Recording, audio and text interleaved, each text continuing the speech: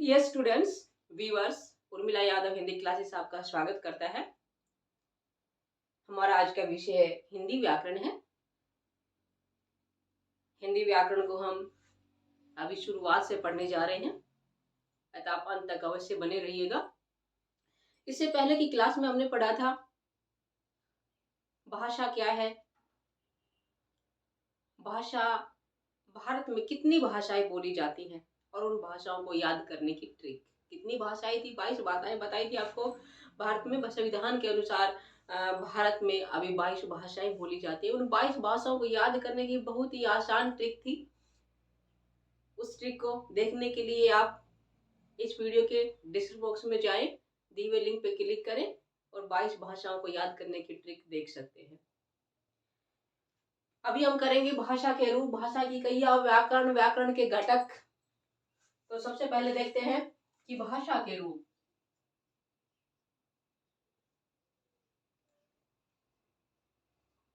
भाषा के रूप कितने रूप होते हैं? 2 रूप होते हैं। कितने होते हैं? 2 होते हैं। कौन कौन से होते हैं? एक होता है मौखिक और दूसरा क्या होता है? लिखित। अभी आपके सामने दोनों रूप हैं। मैं बोल रही हूं ये क्या है? मौखिक है और लिखित। यहाँ आपके सामने लिखा हुआ रूप भी है। ये क्या हो गया? लिखित। ये 2 रूप होते हैं भाषा के। ठीक है। उसके बाद है भाषा की इकाई। इकाई कौन कौन सी होती है भाषा की? भाषा की जो इकाई है, सबसे पहले आता है ध्वनि। क्या आता है? ध्वनि। हम लिख देते हैं ध्वनि। ध्वनि के बाद क्या आएगा? वर्ण। वर्ण के बाद आता है शब्द। वर्ण के बाद क्या आएगा? शब्द। और शब्द के बाद आता है वाक्य। ये क्या है? भाषा की इकाई है। ठीक है। कितनी हो गई? 4 हो गई। ध्वनि, वर्ण, शब्द, वाक्य। सबसे पहले ध्वनि। अब ध्वनि क्या होती है? मुख से निकली ही हुई कोई भी स्वतंत्र आवाज ध्वनि कहलाती है। कोई भी आवाज जो मुख से निकलेगी, स्वतंत्र होगी, वो क्या कहलाएगी? ध्वनि कहलाएगी। जैसे मैंने बोला अरे। क्या बोला मैंने? अरे, वाह। ये क्या है? आवाज है। तो क्या हो गया? ध्वनि। उसके बाद आता है वर्ण। वर्ण क्या होता है? भाषा की सबसे छोटी इकाई जिसके और अधिक टुकड़े ना हो सके, वो क्या कहलाती है? वर्ण कहलाती है, जिसे हम अक्षर भी कहते हैं। जैसे मैंने लिखा क, ल, मैं। ये क्या हो गया? क एक वर्ण है, ल एक वर्ण है और मैं एक वर्ण है। 3 वर्ण है। यहाँ पे तीनों अलग अलग है। ये वर्ण है, इनको अक्षर भी कहते हैं। इनके और अधिक टुकड़े नहीं हो सकते। भाषा की सबसे छोटी इकाई होती है वर्ण, जिसके और अधिक टुकड़े ना हो सके। उसके बाद आता है शब्द। शब्द क्या होता है? इन वर्णों का, जो ये वर्ण है, इनका सार्थक समूह। वर्णों का सार्थक समूह क्या कहलाता है? वर्ण कहलाता है। जैसे यही लीजिए, हमने लिखा ये क, ल और मैं, इनको मिला दिया है। इन जो ये वर्ण है, इनके समूह को क्या कर दिया? इकट्ठा कर दिया, मिला दिया। तो क्या बन गया? कलम बन गया और एक शब्द बन गया है। कलम क्या है? एक शब्द है। ठीक है। वर्णों का सार्थक समूह क्या कहलाता है? शब्द कहलाता है। उसके बाद आता है वाक्य। अब वाक्य क्या होता है? वर्ण देख लिया, शब्द देख लिया, ध्वनि देख लिया। अब क्या देखेंगे? वाक्य देखेंगे। तो वाक्य क्या होता है? शब्दों का सार्थक व्यवस्थित समूह क्या कहलाता है? वाक्य कहलाता है। क्या होगा? देखिए, शब्दों का सार्थक, यानी कि सार्थक अर्थ के साथ होना चाहिए। सार्थक, व्यवस्थित,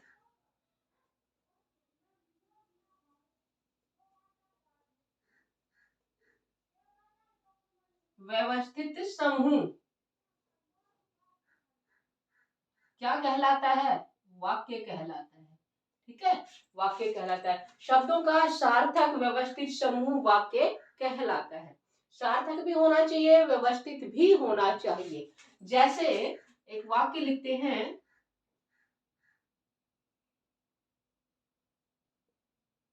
मेरे पास घड़ी है। मेरे पास घड़ी है, ये जो वाक्य है सार्थक है, सभी शब्दों का अपने आप में अर्थ है और कर्म से है। अभी इस वाक्य को मैं लिख दूं कि मेरे है पास घड़ी, ये वाक्य तो है, सभी चीजें इसमें शब्द हैं, पूर्ण विराम है, सारी चीजें हैं, लेकिन व्यवस्थित नहीं है। मेरे है पास घड़ी, मेरे पास घड़ी है, ये वाक्य बिल्कुल सही है और ये क्या है, गलत है, क्योंकि ये व्यवस्थित नहीं है। शब्दों का अर्थ है, अच्छी बात है, ठीक है, लेकिन यहाँ व्यवस्थित नहीं है। शब्दों का समूह क्या होना चाहिए, सार्थक होना चाहिए, व्यवस्थित होना चाहिए, तभी वो क्या कहलाएगा, पूर्ण रूप से वाक्य कहलाएगा। तो ये क्या थी, भाषा की इकाई, वर्ण, ध्वनि, वर्ण, शब्द और वाक्य। ठीक है, ये क्या थी, भाषा की इकाई। आगे चलते हैं।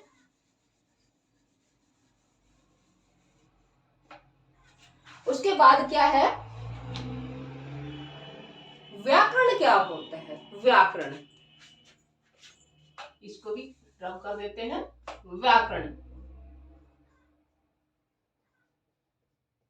व्याकरण, व्याकरण की परिभाषा क्या होगी, व्याकरण का संधि विच्छेद क्या होगा, वी प्लस में आकरण, यण संधि है व्याकरण। वी का अर्थ होता है, क्या अर्थ होता है वी का, विशेष रूप से,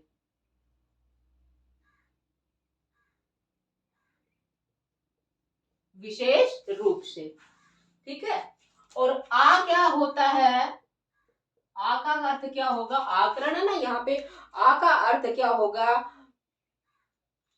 पूरी तरह से, ठीक है। आ का होगा पूरी तरह से, और जो करण बच गया इसका अर्थ क्या है, व्याख्या करना, व्याख्या करना। वी विशेष रूप से, आ पूरी तरह से, और करण क्या हो जाएगा, व्याख्या करना। इस प्रकार व्याकरण का अर्थ क्या हुआ, भली प्रकार से समझना। व्याकरण का क्या अर्थ हुआ, भली प्रकार से या अच्छी तरह समझना।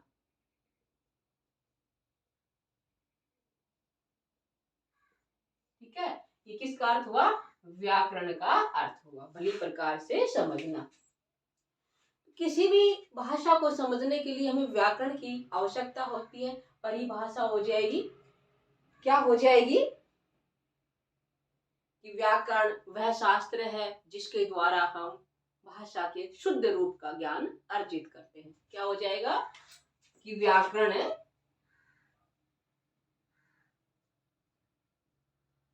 वह शास्त्र है जिसके द्वारा हम किसी भाषा के शुद्ध रूप का ज्ञान अर्जित करते हैं। ये व्याकरण की परिभाषा हुई है। अच्छा, थोड़ा सा विराम देते हैं। यदि आपको ये पढ़ाना अच्छा लग रहा है, वीडियो अच्छी लग रही है, उर्मिला यादव हिंदी क्लासेस चैनल आपको पसंद है, तो लाइक करें, शेयर करें, और यदि चैनल पर नए हैं तो सब्सक्राइब भी करें, ताकि मेरा उत्साह वर्धन हो, मुझे मोटिवेशन मिले, आपको नोटिफिकेशन मिले। बेल आइकन को अवश्य दबाइएगा। चलिए आगे बढ़ते हैं। यहाँ तक हमारा हो गया है, उसके बाद देखते हैं क्या आएगा। क्या आएगा आपको भी पता है।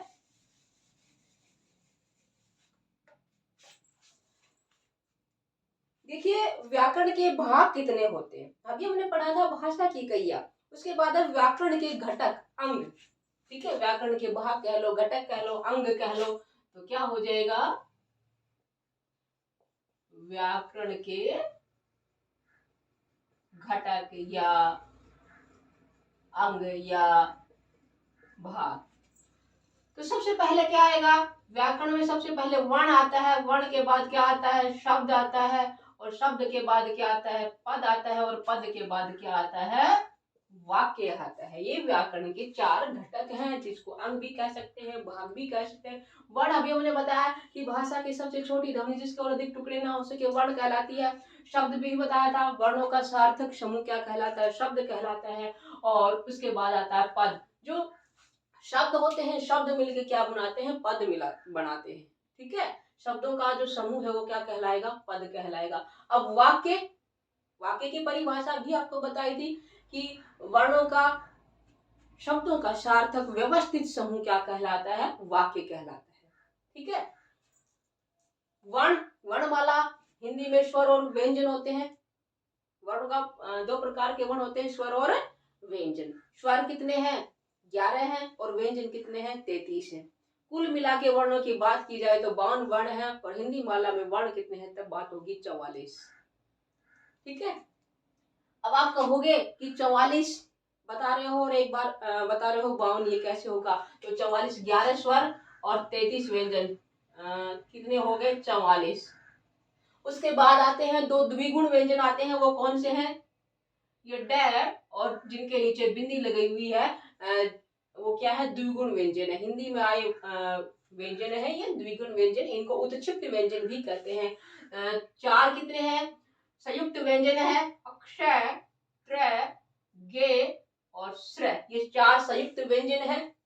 उसके बाद आते हैं 2 अयोगवह, ये अयोगवह पहले होने चाहिए थे, अंग और है, ये फर्स्ट नंबर पे आएंगे, पहले स्थान पे आएंगे। उसके बाद द्विगुण व्यंजन और फिर संयुक्त व्यंजन, तो कुल मिला के हो गए हैं 52 वर्ण। ठीक है, अगर कुल वर्णों की बात की जाए तो आप 52 बताओगे, और यदि वर्ण की बात की जाए कितने वर्ण हैं तो क्या बताओगे, 44 वर्ण है। तो ये थे हमारे व्याकरण के घटक, अंग। उसके बाद आता है लिपि। क्या होती है लिपि, लिपि प्रत्येक भाषा की अलग अलग लिपि होती है। हिंदी भाषा की, संस्कृत भाषा की लिपि क्या है, देवनागरी है। क्या है, देवनागरी। देवनागरी, देवनागरिक मत कर दीजिएगा, गलत हो जाएगा, देवनागरी है। ठीक है, चलिए लिपि पे बात आई है तो पहले मैं आपको बता दूं कि जो हमारी हिंदी भाषा है, उस लिपि यहाँ तक पहुंचने में कितनी लिपियों से गुजरना पड़ा, लिपियों का क्रम क्या है, ये प्रश्न भी आ जाता है कि कहाँ ब्राह्मी लिपि, जो देवनागरी लिपि है, उसका क्रम बताइए। तो क्या होगा, सबसे पहले उसके लिए एक ट्रिक देखिए, बगकद ट्रिक है। बग, शायद मैंने आपको पहले भी बताई थी, बगकद 4 ही वर्ण है और एक शब्द है बगकद। ठीक है, बगकद, बग अलग लगा सकते हो, कद अलग लगा सकते हो, या फिर साथ भी लगा, आपकी मर्जी है। वैसे क्या होगा, ब्राह्मी लिपि, वैसे क्या होगा, ब्राह्मी, फिर कैसे क्या है, गुप्त लिपि, कैसे क्या है, कुटिल लिपि, और दै से क्या है, देवनागरी। ठीक है, ये लिपि का क्रम है। जो हमारी देवनागरी लिपि है, यहाँ से निकल के आई ब्राह्मी लिपि से, शुरुआत ब्राह्मी से, उसके बाद गुप्त लिपि, फिर कुटिल लिपि, फिर देवनागरी लिपि का क्रम ये है। याद कर लीजिएगा इस ट्रिक को, बहुत आसान है। बगकद, ठीक है, बगकद, सबसे पहले ब्राह्मी लिपि, फिर गुप्त लिपि, फिर कुटिल लिपि, फिर देवनागरी लिपि। देवनागरी गए हमारा यहाँ पे अधूरा रह गया, नागरी। अब लिपि क्या होती है, किसी भाषा को लिखने के लिए जिन चिन्हों का प्रयोग किया जाता है, वो चिन्ह क्या कहलाते हैं, लिपि कहलाते हैं। भाषा को लिखने के लिए जिन चिन्हों का प्रयोग करेंगे, चिन्हों का जो प्रयोग होगा वो क्या कहलाएगा, लिपि कहलाएगा। ठीक है, एक होता है बोली। अब बोली क्या होती है, भाषा हमने देख ली, और बोली क्या होगी, ये प्रश्न भी याद आता है कि बोली क्या होती है, बोली किसे कहते हैं। बोली भाषा का जो क्षेत्रीय रूप होता है उसको बोली कहते हैं। भाषा के प्रश्न क्या उत्तर क्या होगा? भाषा के क्षेत्रीय रूप को बोली कहते हैं।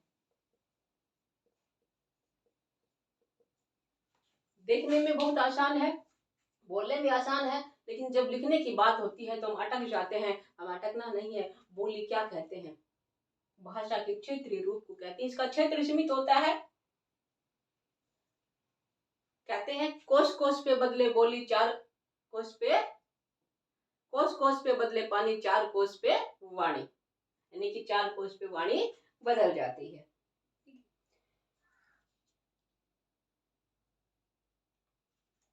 इसके बाद वर्णमाला की बात हो गई हमारी। वर्णमाला में स्वर और व्यंजन के विषय में बता दिया है आपको, कितने स्वर है, कितने व्यंजन है। और अब देखिए जो व्यंजन है, जो 33 व्यंजन है, उन 33 व्यंजन में अलग अलग प्रकार है व्यंजन के। तो व्यंजन के कितने प्रकार हैं वो देखना है। तो व्यंजन के जो प्रकार हैं वो है 4। कितने हैं? 4। कौन कौन से? सबसे पहले कौन से आते हैं? स्पर्श व्यंजन। कौन से आते हैं? स्पर्श व्यंजन। स्पर्श व्यंजन। उसके बाद क्या आते हैं? ऊष्म व्यंजन। ऊष्म व्यंजन। ऊष्म के बाद क्या आते हैं? उत्क्षिप्त व्यंजन। इनके विषय में मैंने अब यही आपको बताया है, उत्क्षिप्त। और उसके बाद क्या आते हैं? कौन से आते हैं? ऊष्म से पहले क्या आएगा? ऊष्म से पहले आते हैं अंतस्थ व्यंजन। अंतस्थ। इसके बाद आते हैं ऊष्म। और अब आते हैं उत्क्षिप्त, जिनके विषय में अभी बताया था। स्पर्श व्यंजन कौन कौन से होते हैं? ये होते हैं क से मैं तक। कितने होते हैं? 25। इनका एक नाम हो रहा क्या है? वर्गीय व्यंजन। वर्गीय। वर्गीय क्यों बोलते हैं? क्योंकि वर्गों में बटे हुए हैं। वर्ग कौन कौन से हैं? वर्ग 5 वर्ग हैं। कवर्ग, चवर्ग,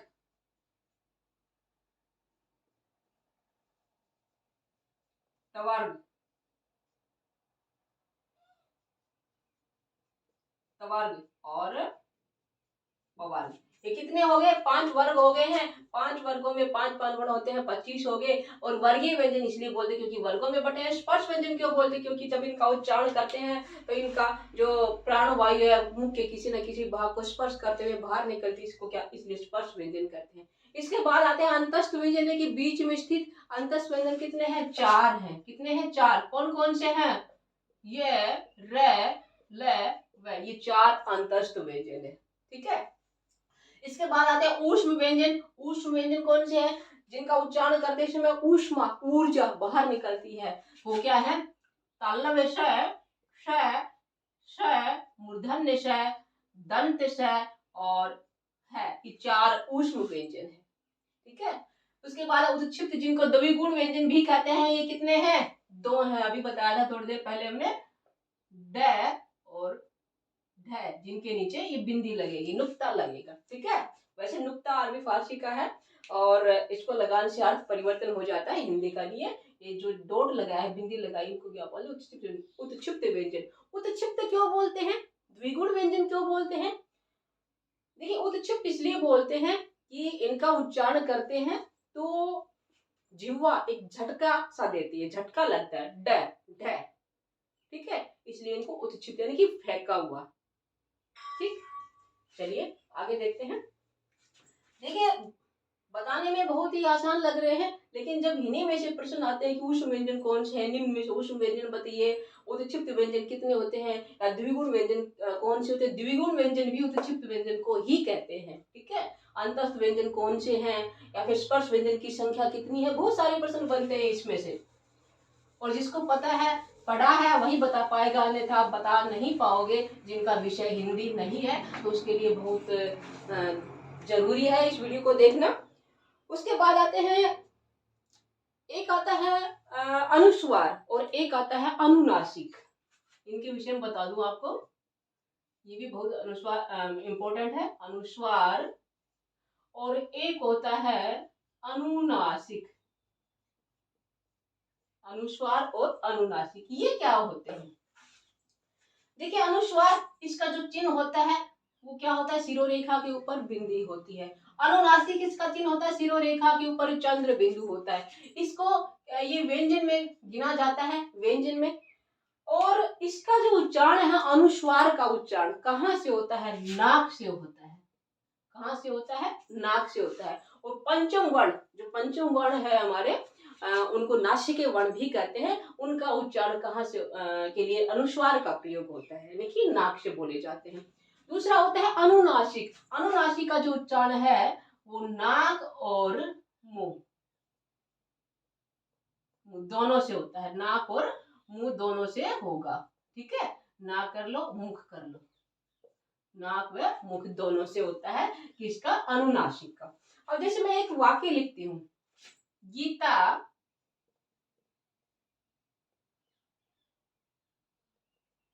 हंस को देख कर हंस रही है। गीता हंस को देखकर हंस रही है। यहाँ पे क्या आया? चंद्र बिंदु आया है। यहाँ पे क्या आया? बिंदी आई है। यहाँ पे अनुस्वार का प्रयोग है, यहाँ पे अनुनासिक का प्रयोग है। अर्थ परिवर्तन हो गया। देखिए, यहाँ पे है भी है, शै भी है भी है, शै भी है, लेकिन अनुस्वार और अनुनासिक का प्रयोग करने से परिवर्तन होगा। यहाँ पे हंस क्या है? पक्षी है, ठीक है। और यहाँ पे हंस क्या है? क्रिया है। गीता हंस को देखकर हंस रही है। यहाँ पे क्रिया हो रही है और यहाँ पे क्रिया तो यहाँ की, यहाँ जो क्या है? हंस है, हंस पक्षी है, और यहाँ उसको देख के हंस रही है, ठीक है। तो ये क्या है? अनुस्वार और अनुनासिक में अंतर, इसको व्यंजन में गिना जाता है, ठीक है। अनुस्वार और अनुनासिक के विषय में आपको जानकारी मिल गई है, और ये बहुत ही महत्वपूर्ण जानकारी। प्रश्न इस तरह से आ सकता है कि अनुस्वार का प्रयोग कहाँ से होता है या अनुनासिक का प्रयोग कहाँ से होता है, और वाक्य प्रयोग करके बताइएगा, तो वाक्य प्रयोग करके भी आप बता देंगे, ठीक है।